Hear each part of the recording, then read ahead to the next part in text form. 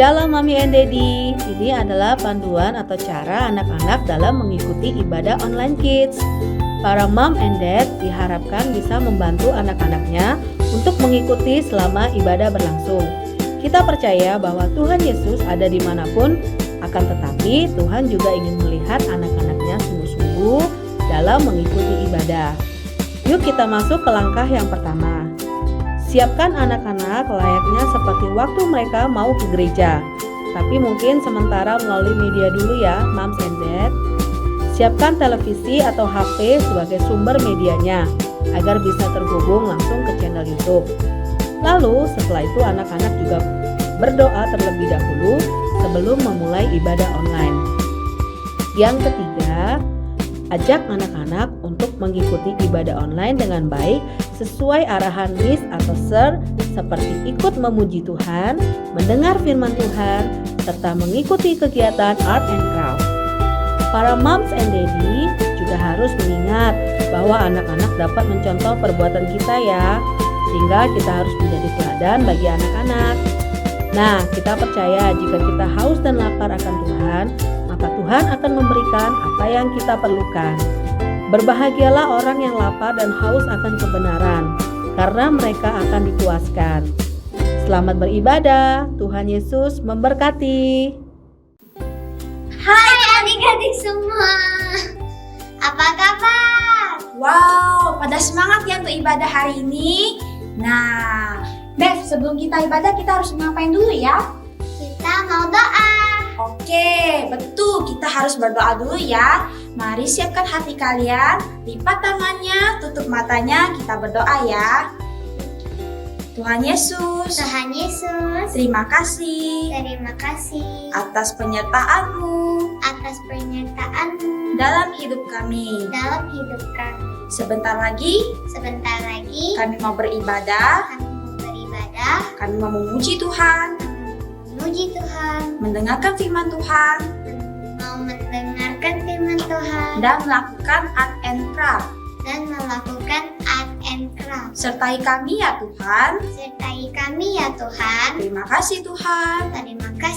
Kami berdoa dan mengucap syukur.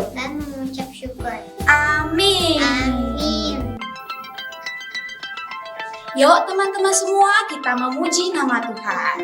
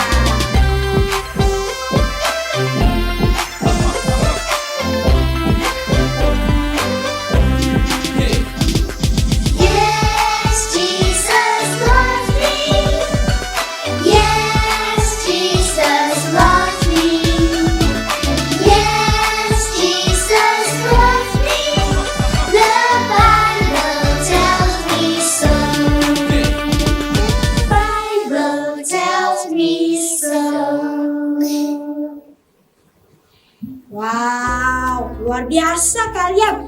Wah, pada semangat ya? Iya. Wow, oke adik-adik, tetap lanjutkan ya. kita harus bersemangat dalam ibadah ya. Karena Tuhan sangat mencintai diri kita, sangat mengasihi diri kita. Oke, hari ini kita akan mendengarkan firman Tuhan. Siapa ya kira-kira yang akan membawakan firman Tuhan? Jawabannya adalah Miss Shirley.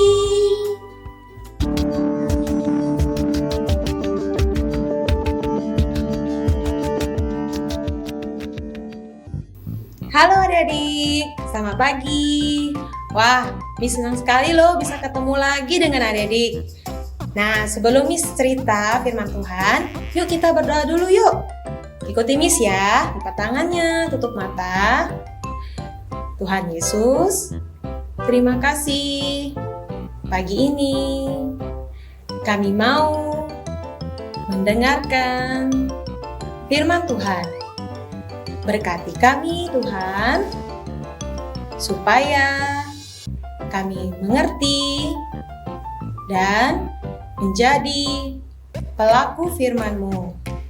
Terima kasih Tuhan, kami siap mendengarkan. Amin. Nah, sebelum Miss cerita tentang firman Tuhan, Miss mau tanya dulu nih sama adik-adik semuanya. Siapa di sini yang punya keinginan setelah besar nanti mau jadi apa? Ayo. Pasti adik-adik semua punya cita-cita ya. Miss juga punya. Nah, apa yang harus kita lakukan supaya cita-cita kita bisa terwujud? Pasti adik-adik punya rencana, bukan? Tapi ada satu hal penting yang harus kita lakukan sebelum kita membuat rencana, yaitu kita harus berdoa dulu, tanya kepada Tuhan. Nah, setelah kita berdoa, kita baru membuat rencana. Kita rajin belajar, kita rajin sekolah. Kalau kita sudah belajar dan juga sudah berdoa, cita-cita kita pasti bisa tercapai. Nah, Miss mau mengajak adik-adik semua belajar dari satu tokoh Alkitab. Dia ini selalu berdoa kepada Tuhan. Ayo, adik-adik tebak, siapa ya? Miss kasih clue ya. Dia ini seorang gembala domba. Lalu Tuhan angkat jadi raja. Ayo, siapa yang tahu? Ya, betul sekali. Dia adalah Daud. Nah, mungkin adik-adik sudah sering ya dengar cerita tentang Daud. Nah, Miss mau cerita suatu hari Daud berada di sebuah kota namanya Ziklag. Kota itu tiba-tiba diserang oleh orang-orang jahat. Namanya bangsa Amalek. Kota itu dibakar, lalu orang-orangnya ditangkap oleh orang-orang jahat tadi. Wah, termasuk istri Daud juga ditangkap.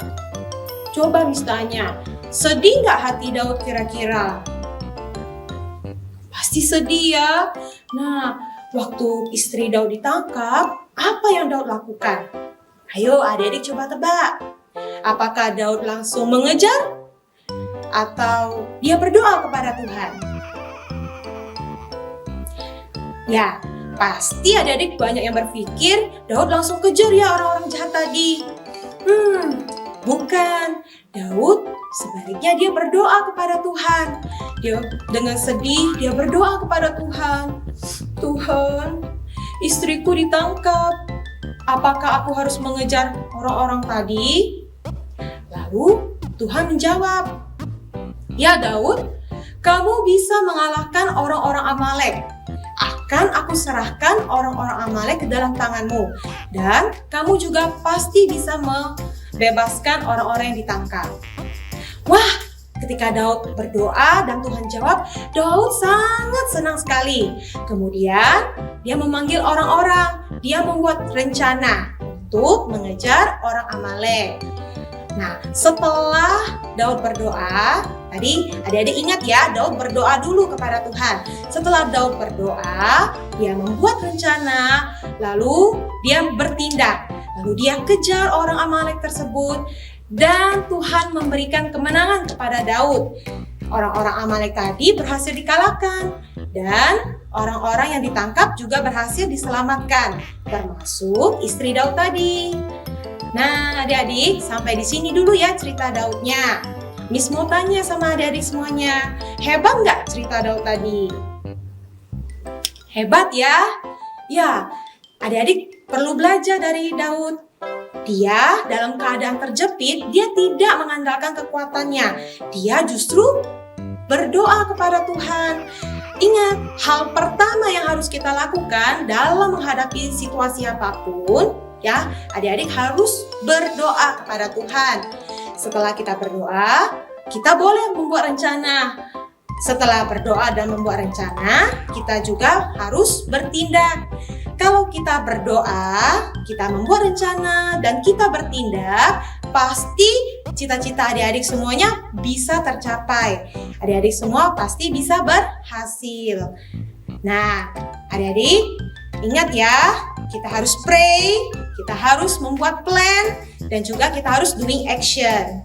Oke semuanya, untuk pagi ini firman Tuhan Miss ambil di Amsal 19 ayat 21. Bunyinya, banyaklah rancangan di hati manusia, tetapi keputusan Tuhanlah yang terlaksana.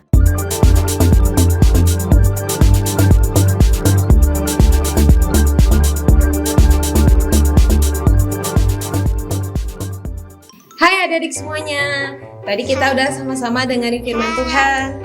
Nah sekarang kita mau sama-sama melakukan activity. Yuk kita siapin bahannya. Bahan pertama yaitu kacang berukuran lebih kecil, wafer yang lebih besar, dan juga wadah kosong. Nah Miss mau tanya nih adik-adik, gimana ya caranya supaya kacang dan wafer ini bisa muat dalam wadah? Yuk kita sama-sama coba.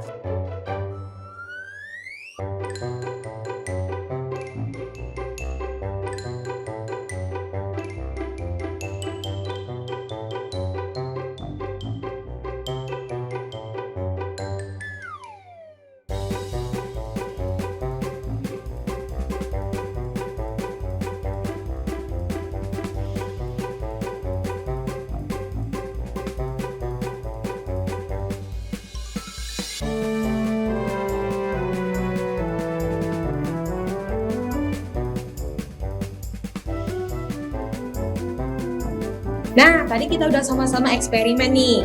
Miss mau kasih tahu ya, wadah kosong tadi itu ibarat hidup kita. Nah, bagaimana tadi supaya benda kecil dan benda besar bisa muat dalam wadah tadi? Kita harus menaruh yang besar dulu. Sama seperti hidup kita harus mengutamakan hal yang besar. Siapa yang paling besar dalam hidup kita? Tuhan. Kalau kita mengutamakan Tuhan, baru hal-hal kecil, maka setiap keinginan kita, setiap cita-cita kita pasti akan tercapai. Ingat ya adik-adik, selalu mengutamakan Tuhan dan berdoa kepada Tuhan. Nah, setelah kita mendengarkan firman Tuhan dan activity, yuk kita sama-sama berdoa yuk. Tuhan Yesus, terima kasih.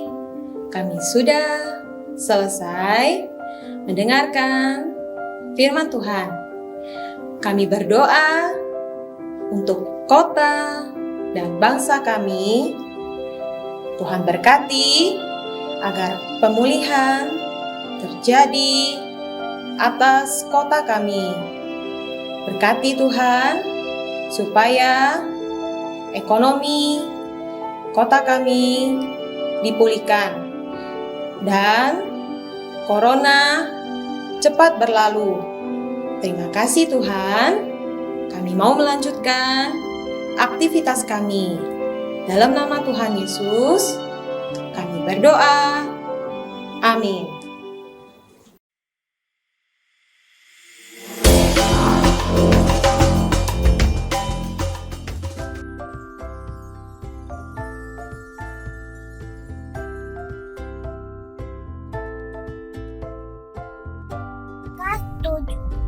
Ayat 2, 3 dan berbahagialah orang yang tidak menjadi kecewa dan menolak aku. Adik-adik akan dapat 2 poin untuk kehadiran. Caranya komen di bawah nama adik-adik ya. 2 poin selanjutnya untuk video ayat hafalan yang kalian kirimkan ke nomor WA gereja di 0857 999 99708. 9-nya ada 5 kali ya. Terus 4 poin untuk video yang kalian kirimkan terpilih di YouTube kita. 1 poin untuk kehadiran adik-adik di grup iCare kalian. Lalu 1 poin lagi bagi adik-adik yang bisa menghafal ayat hafalan kalian di grup iCare. Nah, tinggal poin terakhir nih. Poinnya gede.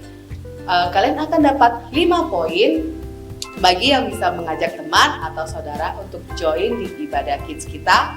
Caranya ikut selama kurang lebih 3 minggu berturut-turut. Lalu komen nama kalian dan siapa yang mengajak kalian di ibadah ini. Nah, dari semua poin yang kalian kumpulkan, pasti ada hadiahnya dong. Hayo, siapa yang mau hadiah? Yang mau ikut terus ibadah kita kids ya. Oke, sampai jumpa kita di minggu depan.